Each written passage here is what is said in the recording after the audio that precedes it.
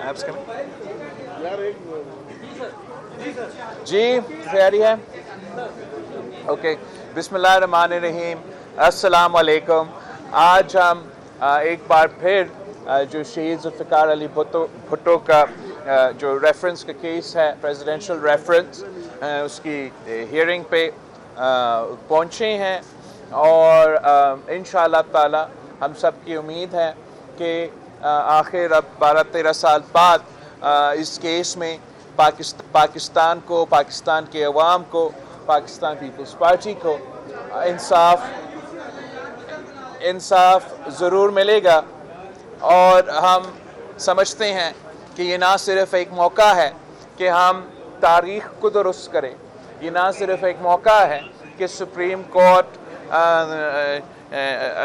का इदारा अपना इदारा से ही ये दाग दोहे। हम ना सिर्फ ये समझता है कि तारीख़ के लिहाज से हम तारीख़ को दुरुस्त कर सकते हैं, मगर हम ये साथ साथ समझते हैं, आपने आज सुना होगा जो एक क्लिप चलाया गया था सुप्रीम कोर्ट ऑफ पाकिस्तान में, जहां साबिक जस्टिस कह रहा है कि जब आमरीत में आमिर का दिलचस्पी है किसी केस में, तो उसकी वजह से जजेस जो है वो प्रेशर के वजह से इंसाफ नहीं करते।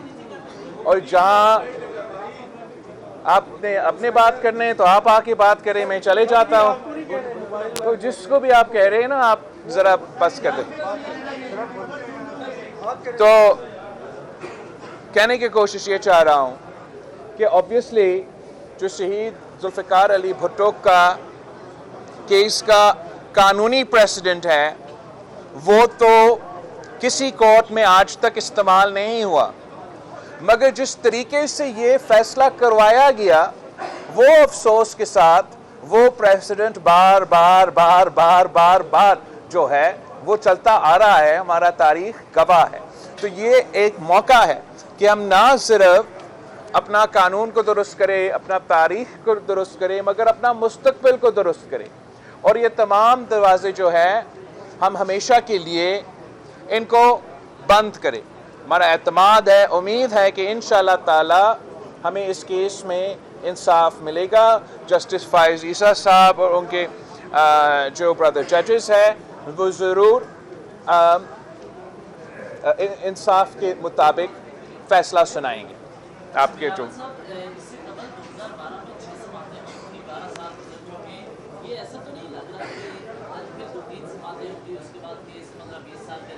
तो यही तो वजह है कि हम चाह रहे थे कि इस केस को इलेक्शन के बाद पोस्टपोन करने के बजाय ये केस चलते रहें, और इसका अगर मुमकिन हो तो जल्द अज जल्द का मतलब इलेक्शन से पहले, लेकिन अगर इलेक्शन से पहले किसी की वजह से इतने सारे एमिकसेस है, सब कुछ सुनना है, वो फैसला नहीं आ सकते, तो उसके बाद फैसला आए। मगर ये जो आपने बात उठाया था, इसका हम ज़रूर इसका थोड़ा सा एक रहता है दिमाग में कि पहले जब जस्टिस इफ्तिखार चौधरी साहब था, तो एक दो हियरिंग्स रख के वो फैसला पे नहीं पहुंच सके। अब उम्मीद पूरा है हमारा जस्टिस फाइज़ ईसा से कि वो रिपीट नहीं होगा। हमारा ख्वाहिश ज़रूर ये था कि इस केस को हम मुसलसल सुनते रहें, मगर इंशाअल्लाह ताला जैसी इलेक्शंस मुकम्मल हो जाते हैं तो इस केस का कंक्लूजन का उम्मीद है। बिलावल साहब ये बताइएगा कि I can't answer 10 people at once. एक कमीशन भी जो है मुसाफी हो रहे हैं, उस तरफ सेनेट की जानिब से भी करारदादें आ जाती हैं, समझते नहीं कोई कहीं कुछ और खिंचने तो नहीं पड़ती। नए इलेक्शंस तो फरवरी 8 पे हो रहे हैं। मैंने पहले भी कहा है कि सेनेट का करारदाद अपनी जगह, आप अक़वाम मुत्तहिदा से भी करारदाद पास करवा दे। 8 फरवरी को इलेक्शंस हो रही हैं, और मैं ये क्यों कह रहा हूँ? मैं इसलिए कह रहा हूँ कि जस्टिस फाइज़ ईसा साहब ने ये कहा है कि पत्थर में लिखा हुआ है कि फरवरी 8 पे इलेक्शंस होंगे।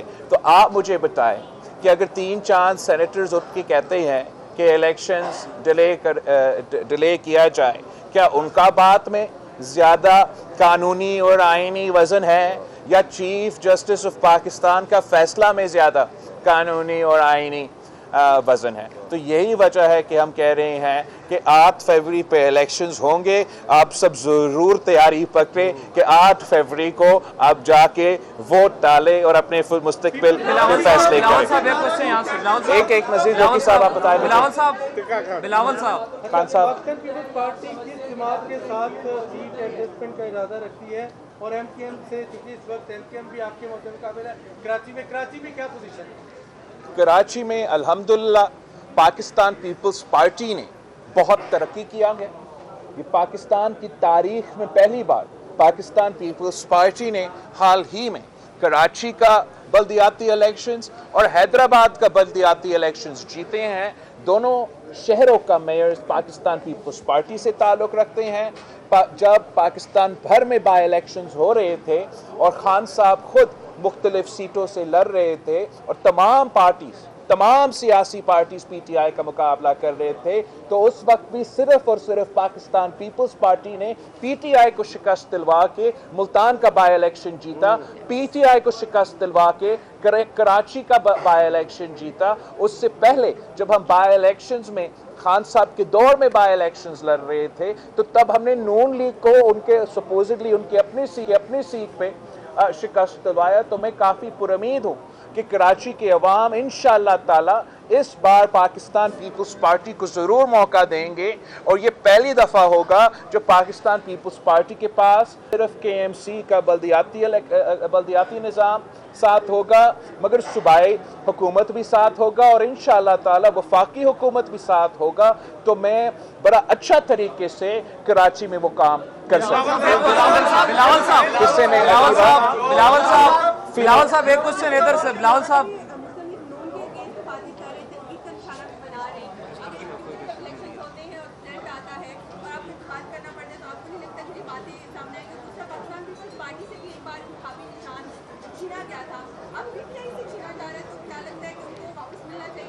आपने दुरुस्त सवाल किया है। जहाँ तक इलेक्शंस की बात है, वो तो इलेक्शंस की बात की बातें हैं, इलेक्शंस के पहले की बातें नहीं हैं। इस वक्त जो है मैं तो तमाम सियासी जमातों का मुकाबला कर रहा हूँ। मैं एक तीसरी ऑप्शन के तौर पे पाकिस्तान के अवाम पे अपने अवामी मुआशी मुआहदा पेश कर रहा हूँ, जिसके 10 नुकाती एजेंडा मेरे ख्याल में बेरोज़गारी, गुर्बत और महंगाई का मुकाबला कर सकती है और हम वाहिद जमात है जो ये मंशूर सामने लेकर आते हैं। तो उम्मीद है कि हम अपने हुकूमत बना सकेंगे। जहाँ तक आपका दूसरा सवाल की बात है, जहाँ तक निशान की बात है, पाकिस्तान पीपल्स पार्टी का तलवार हमसे तो ज़रूर छीना गया, मगर फिर हमने तो तीर पे इलेक्शन लड़ा और आज तक तीर पे इलेक्शन ही लड़ रहे हैं। भला तो एक इलेक्शन कमीशन का निशान के ऑप्शंस में कभी था ही नहीं। ये ख़ास तौर पे खान साहब और पीटीआई को अनड्यू फेवर करने के लिए इलेक्शन कमीशन को इन्फ्लुएंस किया गया और इलेक्शन कमीशन के निशान के ऑप्शंस में ज़बरदस्ती बला दिलवाया गया ताकि पाकिस्तान के अवाम का तो मोहब्बत है क्रिकेट के साथ, ये तो हम इनकार नहीं कर सकते, मगर उसका गलत फ़ायदा उठाते हुए वो पीटीआई को सियासी फ़ायदा पहुंचाते थे। बिलावल साहब इलेक्शन में खान साहब को जेल के अंदर होना चाहिए या बाहर? देखो, इलेक्शन से कोई ताल्लुक नहीं है ना। खान साहब अगर बेगुनाह हैं उसको जेल में नहीं होना चाहिए, अगर खान साहब ने किसी जुर्म किया है तो उसको जेल में होना चाहिए। खान साहब ऐसे खुद कहता था, जब हम कहते थे कि हम जाली केसेस बन रहे हैं, इस्टेब्लिशमेंट पाकिस्तान पीटी का रास्ता रोकने के लिए ये जाली केसेस बना रहे हैं, तो खान साहब खुद कहता था कि इदारे तो आज़ाद है, आप उन इदारों में जाके अपना सफाई करें। तो अब खान साहब को वही करने चाहिए, इन इदारे में अपने आप का सफाई करना चाहिए और उसी का किया हुआ जो इसने पाकिस्तान की सियासत में शुरू किया अब वो खुद भुगत रहा है। मैं समझता हूँ कि आगे जाके हमें इस किस्म का क्लाइमेट बनाना चाहिए ताकि सियासतदान सियासत करे, अवाम का खिदमत करे, अवाम का नुमाइंदगी करे, और जब हम हुकूमत में हो हम हुकूमत करें और अपोजिशन में हो जेल में हो, ये तो सही रवाया नहीं है। मगर सबसे पहले खान साहब को तौबा करना पड़ेगा कि जो उसने एक बार फिर ये रवायत पाकिस्तान की सियासत में डाला है वो खुद माने अपना गलती, वो खुद तौबा करे, तो फिर पाकिस्तान की सियासत में शायद उतना गुंजाइश है कि हम आगे जाके कि पुरानी तकसीम और नफरत की सियासत को, ज़ाती अना की सियासत को दफन करके एक बेहतर मुस्तकबिल का बंदोबस्त कर सकते हैं। तूर साहब, असद तूर साहब, आप समझते हैं कि एक और इलेक्टेड प्राइम मिनिस्टर जो माजी में रहे चाहे जैसे भी इलेक्ट हुए, लेकिन अब साइफर केस में उनको भी सजाएं बहुत हो सकती है। आप समझते हैं आप अपने नाना के लिए जिनको अदालत ने एक मिलिट्री डिक्टेटर से मिलकर फांसी दी, क्या एक और चाहे जैसा भी है एक फॉर्मर प्राइम मिनिस्टर को फांसी होनी चाहिए? देखो मैं तो पाकिस्तान पीपल्स पार्टी को जो फांसी के ओवरऑल जो हम कहते हैं सज़ाए मौत के बारे में, हम तो नहीं समझते हैं कि हमारा निज़ाम में उतना शफाफियत है कि किसी को के ख़िलाफ़ इस किस्म का फ़ैसला, वो तो पाकिस्तान पीपल्स पार्टी का अपना शायद नज़रियाती और रसूली मौक़िफ़ रहा है। खान साहब का क्या मौक़िफ़ रहा है कि सारे चोरों को चौक पे आप फांसी दिलवा दे, 200 बंदा को मरवा दे, पूरा निज़ाम सही हो जाएगा। तो मैं समझता हूँ मेरा राय पूछने के बजाय ये खान साहब का राय आना चाहिए कि क्या खान साहब का मौक़िफ़ आज भी वही है कि सियासतदानों को, सियासी कारकुनों को इस किस्म का सज़ा मिलना चाहिए। खान साहब ने अपना सियासत में अपना मौक़िफ़ में तब्दीली ले आना चाहिए।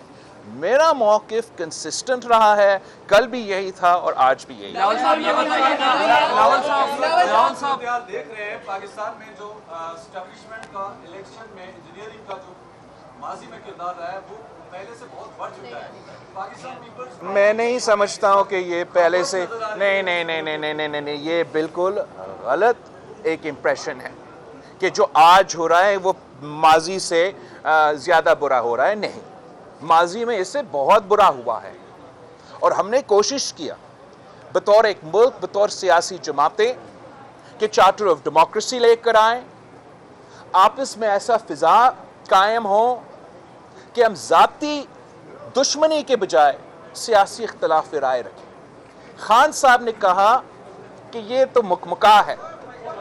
खान साहब ने तंकीद किया कि ये जमहूरियत नहीं, ये सियासी जमातों के दरमियान मुकमुका है। जो भी आज हो रहा है, सही हो या गलत हो, आप एक एग्जाम्पल उठाइए तो जो अब इतना शोर बनाया जा रहा है कि कैंडिडेट्स का फॉर्म्स रिजेक्ट हुए। एक तो मैं आपको बताऊं कि जितना फॉर्म्स इस इलेक्शंस में रिजेक्ट हुए, वो अगर आप 88 से लेके आज तक का इलेक्शंस का कंपैरिजन करें तो ये तकरीबन एवरेज के मुताबिक था। जो एक्स्ट्रा ऑर्डिनरी फॉर्म्स रिजेक्ट हुए, आपको मालूम वो कब था? 2013 का इलेक्शंस में, जब खान साहब को लॉन्च किया गया। तो मैं समझता हूँ बहुत कुछ गुंजाइश है कि हम पाकिस्तान की सियासत में, पाकिस्तान की हुकूमत में, पाकिस्तान की मुआशरे में हम बेहतरी लेकर आना चाहते हैं।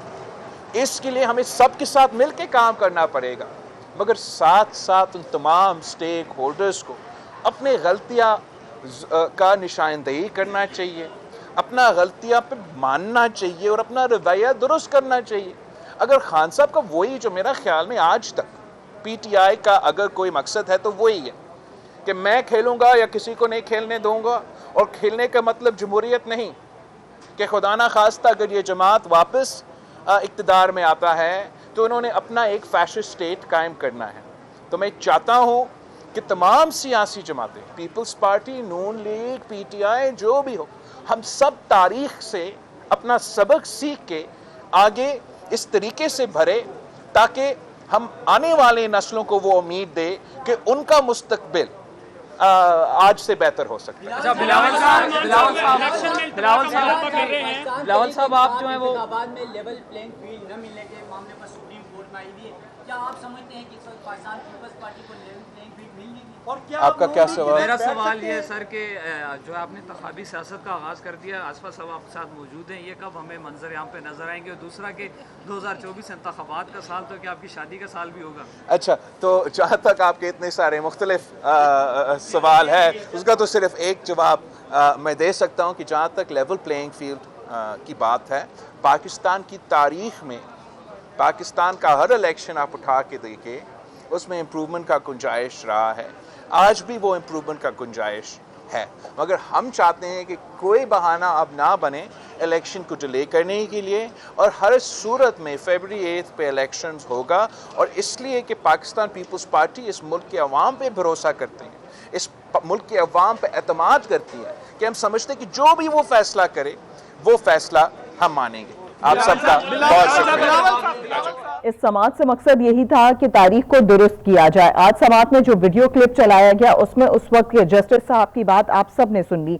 ये मौका है कि हम तारीख और कानून को दुरुस्त करें ताकि अपने मुस्तकबिल को दुरुस्त किया जा सके। हमें उम्मीद है कि काजी फाइज ईसा इंसाफ के मुताबिक फैसला सुनाएंगे। हमें इस केस को इलेक्शन के दौरान भी चलने देना चाहिए। अच्छा होगा कि इलेक्शन से पहले फैसला आ जाए। इफ्तिखार चौधरी साहब ने भी 1 या 2 समाअतों के बाद केस की प्रोसीडिंग रोक दी थी, लेकिन उम्मीद करते हैं कि काजी फाइज ईसा इसको मंतकी अंजाम तक पहुंचाएंगे। ऐसा कहना है बिलावल भुट्टो का, जो कि सुप्रीम कोर्ट के बाहर इस वक्त मीडिया से गुफ्तगू कर रहे थे।